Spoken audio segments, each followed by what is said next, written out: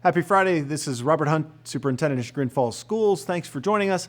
And today I am joined by teacher extraordinaire, Mandy Marlowe, who's a fifth grade English teacher, or ELA teacher down at Chagrin Falls Intermediate School. Thank you for being here today. I appreciate it. Thank you for having me. It's nice to be here. Absolutely. So really the goal is to just talk a little bit of how things are going in the classroom, from a teaching perspective. Before we jump into that, talk a little bit about how long you've been in Chagrin, the things you've taught along the way. Okay. So I've been in Chagrin 12, this will be the 12th year teaching here. All of my teaching experience has been here in Chagrin, and all at the intermediate school. So started in 6th grade, had a year in 5th, and then I've been mostly 6th and the last few years back in 5th, and just teaching English language arts and also some social studies along the way. Awesome. So obviously last March kind of flipped the whole educational model and world upside down. And we had the opportunity to bring students back in a hybrid model this fall. Talk a little bit about some of the challenges you face or our teachers face on a regular basis teaching in a hybrid model. What is that like? Yeah, it's certainly challenging. It's something we've never done before, and it's so different than the way that we've ever taught. But it's going really well. With the hybrid model, we have our AM students and we have our PM students. So I have my mostly Cuyahoga County group in the morning. I teach two groups. So our intermediate school kids have their 75 minutes of English language arts and their 75 minutes of math in their morning. And then we have two PM groups as well. So I teach 4 different blocks of students currently. We get our AM group out at lunchtime and our PM group in.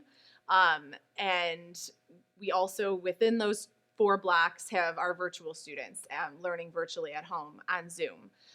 So currently, it's really good. Our kids Zoom in right from the start. So they are with us, for the entire class period.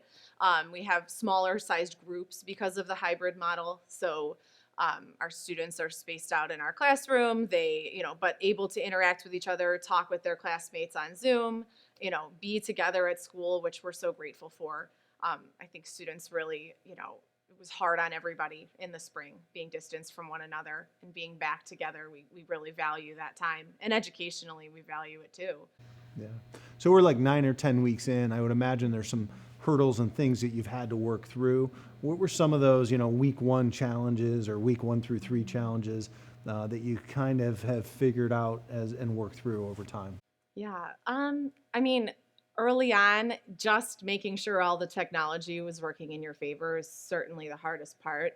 That is always the case. And even still, once in a while, the mic isn't working or the sound isn't right. So that piece, working through that, pushing through that, was tricky early on. And I think now we're pretty confident with it.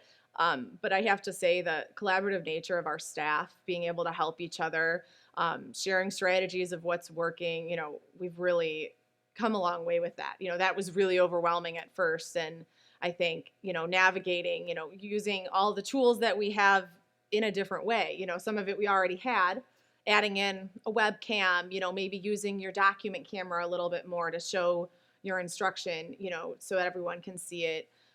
Just navigating all those tools was tricky, but we've, shared a lot as a staff. We've used our time together to, share what's working best or try a different way. And I think that made a huge difference, with all of that. So ELA, you kind of had the double burden this year because we adopted a brand new program to bring into the school. Yes. So I can't even ask you how does it compare to last year or previous years because it's different. Mm-hmm. How would you say kind of pacing and getting through what you need to get done in a year is going? And then what are you seeing from students, from an achievement perspective, one way or the other? Yeah. So with our new curriculum adoption, the Lucy Calkins units of study in reading and writing, reading typically would have an hour, of focused reading with a mini lesson, a skill that's taught, and applying that in what's considered the workshop model, and then the same thing for writing. So there are 2 programs that certainly overlap because the subject overlaps naturally. But typically, if we had had a 120-minute block that we had originally intended for this school year, we would do both. And we're currently alternating them. So we started in a writing unit, and then we are now in a reading unit. Um, we worked really hard to make sure that, in a writing unit, kids were actively independent reading and we're supporting their reading skills. And then currently in the reading unit, we certainly do a lot of writing about reading. But we are tackling one at a time right now in the hybrid model. It's worked really well. I think because this new curriculum that we're working with is really high quality, students are learning at a high level, they're interacting and thinking deeper about what they're reading, that it's been really successful. It's just new and different for us. So it's constantly navigating, discussion, and getting books in kids' hands is tricky right now. They can't really be working in small groups the same way we did before. So we've had to get creative with how we implement the new program. But overall, it's been really good. So obviously, everyone's had a concern about social emotional well-being of young people. Just talk about what you're seeing in terms of interactions and maybe even what concerns you might have in this environment. I think first and foremost, we know that it's most important right now that we keep our students safe, and knowing that there's naturally things that have to be different. And I think we have to provide whatever sense of normalcy students need while also keeping them safe. So we really prioritize still making sure that kids have the opportunity to have their voice heard, to build relationships with one another, to get to know their teachers, that our classmates who are on Zoom in our virtual academy are able to be an active part of class discussion, hear their classmates' voices and ideas, little bits of just casual conversation, because otherwise that piece is lacking. We run our students safely from class to class in the hallway in 6-foot distance lines. So you don't have that conversation at the locker that you maybe had before. So we know that, and I think it's really important that we give our kids still the opportunities to connect with one another within the classroom communities right now. So if there's, fast forward and we're back to quote unquote normal, will normal look the same, or are there things that you have learned as a teacher that you will incorporate in what you do going forward? No, I think moving forward, we'll definitely be able to leverage some of the methods that we've learned, and just the nature of collaboration that we've had more than ever, I think is certainly in our favor, educationally as we move forward. And it's helped us with our new curriculum. I mean, we've had to do that anyway.